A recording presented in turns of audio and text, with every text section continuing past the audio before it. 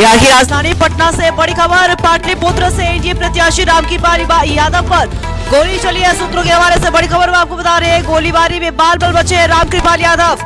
हमारे सूत्र बता रहे हैं बिहार में बड़ी दुर्घटना हुई, बड़ी घटना घटी है।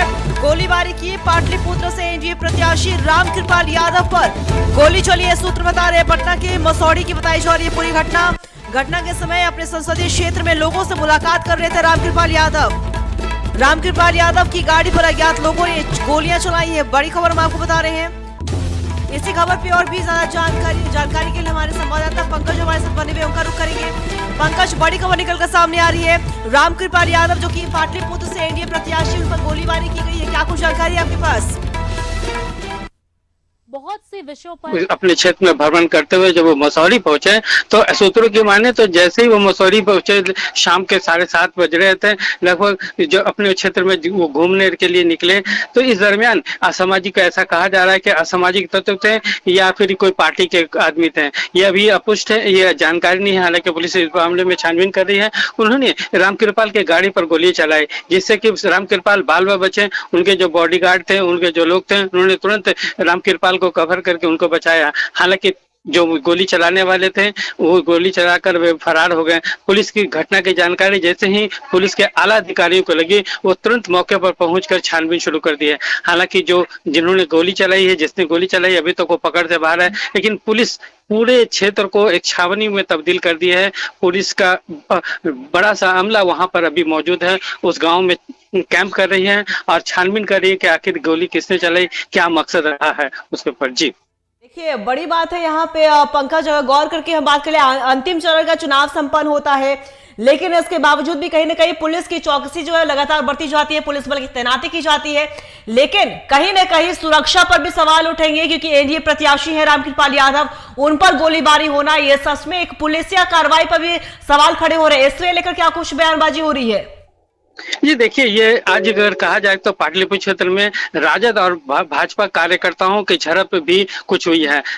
मनेर क्षेत्र में भी हुई है और हमारे दानापुर में भी जो राजद जो भाजपा के कार्यकर्ता थे उनकी राजद के कार्यकर्ताओं ने पिटाई भी की थी। हालांकि ये बहुत बड़ा मामला नहीं बन पाया, लेकिन जिस तरह से आज घटना घटी है मसौड़ी में, रामकृपाल यादव जो कि एक सांसद हैं, उनके ऊपर गोली चलना बहुत बड़ी बात होती है। ये निश्चित तौर पर पुलिस के लिए भी एक बड़ी चुनौती है कि आखिर क्या वजह रही, क्यों गोली चलाया, इसकी छानबीन करके इस पूरे इस क्षेत्र पर पर्दाफाश करके इसको बाहर निकालना कि आखिर क्या वजह रही थी। जी, अगर आपने बिल्कुल सही कहा कि एक सांसद के ऊपर जब गोलीबारी की घटना होती है, साफ तौर पर बड़ी बात है, लेकिन थोड़ा अगर आप पीछे जाएंगे तो सारण में भी एक वाकया हुआ था जहां बीजेपी और आरजेडी के कार्यकर्ता आपस में भिड़ गए थे और वहां पे काफी ज्यादा अफरा तफरी का माहौल भी बना रहा। उस बीच गोलीबारी की घटना हुई थी, तो अब ये आरोप लगा रहे थे बीजेपी वाले कि आरजेडी से कराया गया, क्योंकि वहां से भी रोहिणी आचार्य खड़ी है सारण से, तो उन पर ये आरोप लगे थे। लेकिन पाटलिपुत्र की बात करें तो यहाँ से भी मीसा भारती है, लालू यादव की बेटी है, वो चुनाव लड़ रही है। तो क्या लग रहा है, क्या इसे इस एंगल से भी देखा जाएगा कि आरजेडी पर एक बार फिर से आरोप लगेंगे? निश्चित तौर पर जिस तरह से मामला देखने को मिल रहा है, भाजपा पर हमला हुआ है, तो ये कहा जा सकता है कि निश्चित लोग बातें करेंगे कि ये कहीं ना कहीं आरजेडी ने किया। हालांकि ये बिल्कुल कहा नहीं जा सकता, ये छानबीन का विषय है कि आखिर इसने क्या वजह है, किसने, कौन थे लोग जो उन पर गोलियां चलाई। हालांकि दोनों पार्टियों में जो भाजपा के प्रत्याशी हैं रामकृपाल यादव, ये पिछले 5 साल से सांसद रहे हैं, और ये मीसा भारती, इन दोनों में कांटे की टक्कर रही है। हालांकि इसके विषय में को लेकर भी बहुत बार प्रत्याशियों के जो समर्थक रहे आपस में भिड़ भी चुके हैं। लेकिन हमारे एक और संवाददाता राजीव कमल हमारे साथ पटना से बने हुए, उनका रुख करेंगे। देखिए राजीव जी, बड़ी खबर निकलकर सामने आ रही है, कोई भी सांसद में गोली चलती है, बड़ी बात होती है, और इसी बीच पाटलिपुत्र से एनडीए प्रत्याशी रामकृपाल यादव पर गोलीबारी जैसी वारदात को अंजाम दिया गया है। और यह भी कहा जा रहा है पुलिस की कार्यशैली पर भी सवाल उठ रहे हैं, क्योंकि चुनाव, आखिरी चरण का चुनाव आज ही संपन्न हुआ है। राजीव जी, लगभग शाम से जो हो जाता है, वोटिंग खत्म होने के बाद वो अपने सभी कार्यकर्ताओं से मिलने पहुंचे थे। मामला हुआ था कि उससे पहले कुछ झगड़ा हुआ था बीजेपी के और राजद के कुछ लोगों के साथ झगड़ा हुआ था, उनसे वो मिलने बताया जा रहा है ये घटना घटी हो और रामकृपाल यादव की गाड़ी से वो पहुंचे थे और ये मामला मसौरी क्षेत्र का बताया जा रहा है। और ये उनका संसदीय रामकृपाल भ्रमण से निकले थे, चुनाव खत्म होने के बाद वो लोगों ने मिलने पहुंचे थे और ये अज्ञात लोग हैं, ये लोग हाथ लगाकर बैठे थे कहा जा रहा है और उन्होंने उनके गाड़ी पर गोली चलाई है और वो बाल बचे हैं। और राजीव जी, हम आपके पास वापस आएंगे, हमारे साथ हमारे संवाददाता दानापुर से पंकज राज बने वो उनका रुख करेंगे। पंकज जी, देखिए जिस तरीके से आपने जिक्र कर रहे थे कि सारण की मैंने बात की, उसके बाद अब दूसरी घटना जो है वो पटना से सामने आ रही है, तो साफ तौर पर राजनीति सरगर्मी बढ़ने की बात कही जा रही है। तो क्या लग रहा है, क्या तापमान पटना की राजनीति का बढ़ने वाला है इस बार इस घटना से?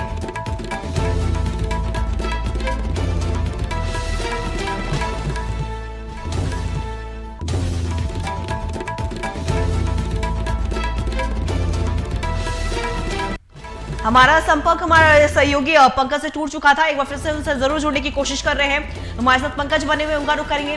पंकज, देखिए आपने बिल्कुल एक बात सही कही कि किसी भी सांसद पर अगर गोलीबारी जैसी वारदात को अंजाम दिया जाता है तो साफ तौर पर बहुत बड़ा सवाल खड़ा उठता है कि आखिर ये गोलीबारी किसने की। मैंने आपसे पहले भी जिक्र किया, सारण की बात कर रहे थे हम, सारण में भी ऐसी घटना हुई थी जब रोहिणी आचार्य पर आरोप लगे थे, आरजेडी पर कई गंभीर आरोप लगे थे कि आरजेडी ने हिंसा बढ़ाने का काम किया। इस बार भी वही कहीं ना सिनेरियो नजर आ रहा है, क्योंकि इस बार पाटलिपुत्रा की बात करें तो एनडीए प्रत्याशी रामकृपाल यादव पर गोलीबारी हुई है, तो वहां से मीसा भारती भी चुनाव लड़ रही है। तो साफ तौर पर क्या लग रहा है, क्या इससे राजधानी का तापमान, राजधानी की राजनीति का तापमान बढ़ने वाला है? निश्चित तौर पर राजधानी का तापमान इस घटना के बाद बढ़ेगी। भाजपा अलग अपनी छवि, अपना बातें कहेंगी, विपक्ष पार्टी भी अपनी बातें कहेंगी, लेकिन पुलिस पूरे मामले की इस बात की छानबीन करने में जुट गई है कि कहीं कोई राजनीतिक साजिश तो नहीं है। ऐसा तो नहीं कि कोई अन्य पार्टियां कोई राजनीतिक साजिश के तहत इस तरह घटनाएं दी है। हालांकि अभी पुलिस कुछ भी बोलने से इनकार कर रही है, बिल्कुल कतरा रही है, लेकिन पुलिस अपनी छानबीन कर रही है कि किसी तरह की कोई घटना आके इस तरह की न घटे, फिर से इस तरह की घटना ना हो, वो बिल्कुल एहतियात बरत रही है। जी देखिए, अगर आपने कहा कि पुलिस कह रही है कि एहतियात बरतेगी, लेकिन सवाल मेरा आपसे ये भी रहेगा, एक तरफ आखिरी चरण का चुनाव चल रहा है, बिहार की बात करें तो बिहार की 8 सीटों पर चुनाव जारी रहा, चुनाव में शांतिपूर्ण तरीके से संपर्क कराने का कहीं ना कहीं पुलिस ने यह बेड़ा उठाया था, लेकिन हमारे पास जो तस्वीरें सामने आई, जहानाबाद की बात कर ले, औरंगाबाद की बात कर ले, अफरा तफरी का माहौल सामने आया, गोलीबारी की घटना भी सामने आई, तो अब ये बड़ी खबर सामने आई जब किसी सांसद यानी कि एनडीए प्रत्याशी पर गोलीबारी हुई। और हमारे पास एक्सक्लूसिव तस्वीरें भी आई हैं, हम अपने दर्शकों को वो लगातार दिखा रहे हैं कि एक आदमी के सिर में भी चोटें आई हैं। तो साफ तौर पर ये बड़ी घटना पाटलिपुत्रा से एनडीए प्रत्याशी रामकृपाल यादव पर जब गोलीबारी होती है तो साफ तौर पर कार्यशैली पर भी सवाल उठेंगे। और आप जिस तरीके से कह रहे हैं कि पुलिस करी की एहतियात बरती जाएगी, आखिर पुलिस की नींद तब क्यों खुलती है जब कोई घटना घट जाती है? पंकज जी जी, देखिए निश्चित तौर पे ये कहा जा सकता है कि पुलिस एहतियात पहले से नहीं बरतती है। हालांकि रामकृपाल यादव की जो छवि है वो बिल्कुल बिंदास है, वो किसी तरह की कोई बॉडीगार्ड लेकर नहीं चलते हैं, कोई पुलिस संरक्षण में चलते हैं, वो बिल्कुल नॉर्मल रूप से जिस तरह से आम आदमी चलता है उस तरह से चलते हैं। हालांकि जिस तरह से घटना घटी है, निश्चित तौर पर यह निंदनीय घटना है और पुलिस इस बात की बिल्कुल तहकीकात कर रही है कि कहीं ऐसा तो नहीं कि किसी तरह साजिश के तहत ये गोलीबारी की गई है। हालांकि सांसद को सुरक्षित वहां से निकालकर अपने गंतव्य जगह पर पहुंचा दिया गया, लेकिन पुलिस पूरा अमला पटना पुलिस उस गांव में जहां ये घटना घटी है छावनी के रूप में वहां तब्दील कर दी है, वहां कैंप कर रही है लगातार। और जो गोली चलाने वाले थे, जो असामाजिक तत्व कह सकते हैं, फिलहाल उसकी धरपकड़ के लिए छापेमारी कर रही है। देखिए पंकज, जो हमारे पास एक तस्वीर सामने आ रही है, वहां पर रामकृपाल यादव, हालांकि उन्हें किसी तरह की चोट नहीं आई, लेकिन वो एक तस्वीर में किसी से बातचीत करते हुए नजर आ रही है, वही शख्स से वो बात कर रहे हैं जिन्हें सिर में चोट आई है। तो साफ तौर पर देखा जाए तो इस गोलीबारी की घटना में किसी न किसी को तो चोट आई। तो ऐसे में पुलिस की कार्यशैली पर भी सवाल उठ रहे हैं, राजधानी का पूरा माहौल भी गर्म हो चुका है, एक तरफ गर्मी पड़ रही है तो दूसरी तरफ ये गोलीबारी की घटना से कहीं ना कहीं राजधानी की जो राजनीति है उसकी भी तपिश बढ़ेगी। इसे लेकर तरह तरह के बयानबाजी भी सामने आ रहे हैं। और अगर बात करें तो अंतिम चरण का चुनाव संपन्न हो चुका है, तो क्या लग रहा है, क्या बीजेपी इस मुद्दे को कितना भुनाने वाली है? क्या आरजेडी की बात करें तो आरजेडी पर क्या फिर से हमलावर होती हुई नजर आएगी बीजेपी? निश्चित तौर पर हमलावर तो होना ही है। ये निश्चित तौर पर जो कल का जो राजनीतिक तापमान होगा वो पटना का बिल्कुल बढ़ा हुआ होगा। जो भाजपा है वो निश्चित तौर पर विपक्षी पार्टी पर बिल्कुल हमलावर रूप में रहेगी।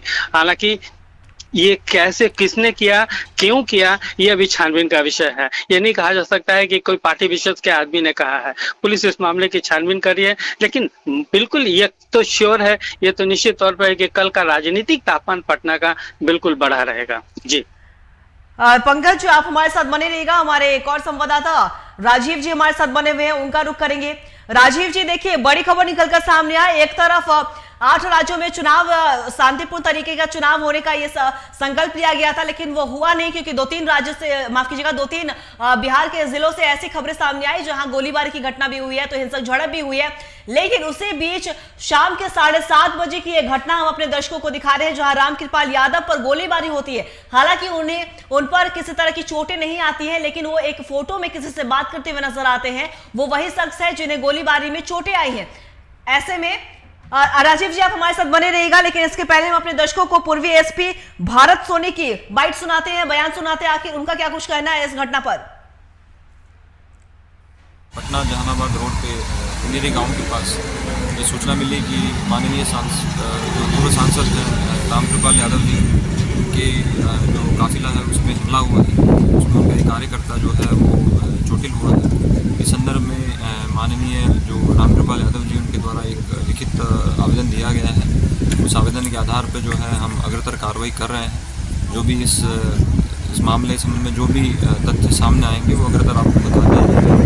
और जो भी इसमें अभियुक्त लोग हैं, जो कि जिनके बारे में बताया गया है कि उनके द्वारा जो है हमला किया गया है, उनकी पहचान करते हुए पुलिस की टीम लगातार उनके ठिकानों पर छापेमारी कर रही है। तो आपने बिल्कुल सुना, पूर्वी एसपी भारत सोनी जी थे जिन्होंने कहा है कि रामकृपाल यादव की ओर से लिखित आवेदन दिया गया, जिसके आधार पर वो जांच कर रहे हैं। फिलहाल हमारे साथ हमारे संवाददाता राजीव जी हमारे साथ बने हुए हैं, उनसे बातचीत कर लेते हैं। राजीव जी, देखिए जिस तरीके से मैंने पहले ही कहा कि 8 सीटों पर चुनाव हो रहा था बिहार के जिलों में, लेकिन वहां से भी जिस तरीके से अगर बात कर ले तो सुरक्षा व्यवस्था को लेकर बैठकें की जाती है, इसके मद्देनजर भारी सुरक्षा बल की तैनाती की जाती है। लेकिन बिहार के ही 2-3 जिलों से हिंसक झड़प और गोलीबारी की घटना सामने आती है। औरंगाबाद की बात कर ले, जहानाबाद की बात कर ले, लेकिन इसके बीच 7:30 बजे शाम की हम आपको ये घटना बता रहे हैं। हम अपने दर्शकों को वो तस्वीर भी दिखा रहे हैं जहां रामकृपाल यादव पर गोलीबारी हुई। एनडीए प्रत्याशी है, सांसद है, बड़ा चेहरा है, उनके ऊपर कहीं ना कहीं गोलीबारी होना, ये बड़ा सवाल खड़ा उठता है पुलिस की कार्यशैली पे। ऐसे में क्या लग रहा है, क्या कुछ माहौल बनता हुआ दिख रहा है राजधानी पटना में? देखिए, सबसे पहले ये है कि जो पाटलिपुत्रा की कांटे की टक्कर और कांटे की टक्कर में दोनों लड़ाई है। देखिए, पहले 2 बार सांसद रामकृपाल यादव मीसा भारती भी चुनाव लड़ी है, दोनों वो हार चुकी है, फिर हारी हुई।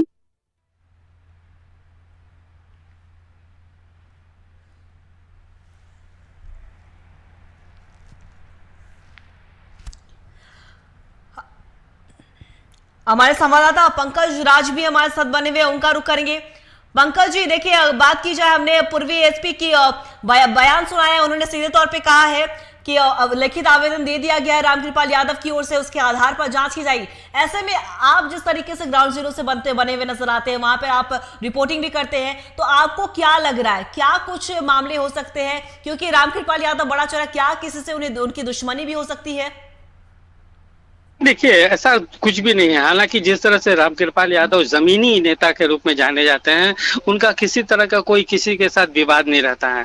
हालांकि ये पर्सनल हो सकता है, उनका किसी के साथ जिसकी हम लोग को जानकारी नहीं हो, विवाद हो, लेकिन वो ऐसे नेता हैं जो बगैर किसी पुलिस के, बगैर किसी बॉडीगार्ड के चलते हैं। वो बिल्कुल आम आदमी की तरह चलते हैं। लेकिन जिस तरह से ये घटना घटी है, ये तो निश्चित तौर पे बहुत ही निंदनीय घटना है, और निश्चित तौर पर पुलिस इस पूरे जो कांड है उसका पटाक्षेप करेगी।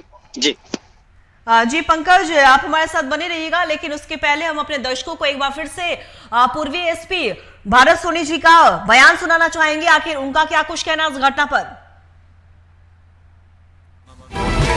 मेरे गांव के पास ये सूचना मिली कि माननीय जो पूर्व सांसद हैं रामकृपाल यादव जी के जो काफिला है उस पर हमला हुआ, उसमें कार्यकर्ता जो है वो चोटिल हुआ।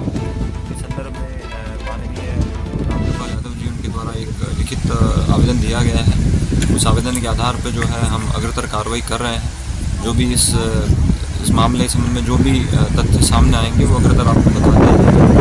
और जो भी इसमें अभियुक्त लोग हैं जिनके बारे में बताया गया है कि उनके द्वारा जो है हमला किया गया है, उनकी पहचान करते हुए पुलिस की टीम लगातार उनके ठिकानों पर छापेमारी कर रही है। तो आपने सुना, एक बार फिर से हमने आपको एसपी का बयान सुनाया कि आखिर उनका इस घटना पे क्या कुछ रिएक्शन है।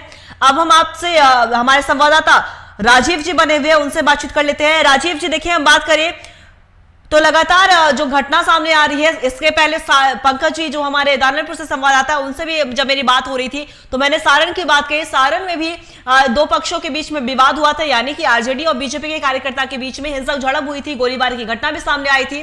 तब बीजेपी ने इस मुद्दे को काफी ज्यादा भुनाया था और आरजेडी पर यह आरोप लगाया था कि आरजेडी हार महसूस कर रही है, इस वजह से इस वारदात को अंजाम दिया गया। तो दूसरी तरफ पाटलिपुत्र सीट भी वही मायने में मानी जा रही है, क्योंकि पाटलिपुत्र से बात कर ले तो मीसा भारती इस बार चुनावी मैदान में लालू प्रसाद यादव की बेटी है। तो क्या लग रहा है, क्या बीजेपी इस मुद्दे को लेकर एक बार फिर से आरजेडी पर हमलावर रहेगी? क्या कुछ रुख होने वाला है बीजेपी का इस घटना पर?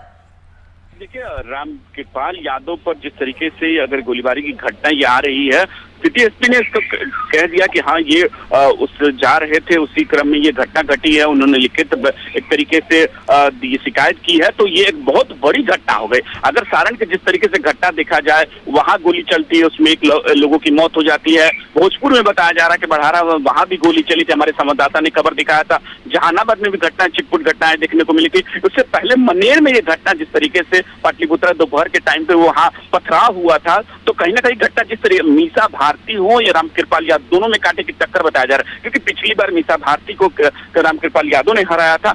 तो ये इस समय जो कांटे की टक्कर, और चुनाव से पहले कई तरीके के बात मीसा भारती की तरफ से भी कहे जा रहे थे, तो वो घटना जिस तरह संघर्षपूर्ण जिस तरीके कार्यकर्ताओं में एक दूसरे को हो जाता है। रामकृपाल यादव निकले हुए थे कि लोगों से मिल रहे थे कि जब चुनाव खत्म हो जाता है तो लोगों से बातचीत करने के लिए, उसी क्रम की ये घटना है। और ये घटना छोटी मोटी घटना नहीं है, एक सांसद के ऊपर गोली चलाना तो बहुत बड़ी घटना बताई जा रही है। और ये घटना कहीं ना कहीं चिंताजनक है, और पुलिस प्रशासन के लिए भी चिंताजनक है कि इलेक्शन के खत्म होने के ठीक मात्र एक डेढ़ घंटे के बाद इस तरीके की घटना हो जाना, तो काफी तरीका रामकृपाल यादव, बीजेपी इसको लेकर जरूर हमलावर राजद पे होगी, क्योंकि ये घटना छोटी मोटी घटना नहीं बता सकते कि अगर सांसद के ऊपर गोली चलती है। जी राजीव, आपका बहुत बहुत शुक्रिया तमाम जानकारी के लिए। हमारे साथ हमारे सहयोगी पंकज भी हमारे साथ बने हुए थे, उनका भी बहुत बहुत शुक्रिया।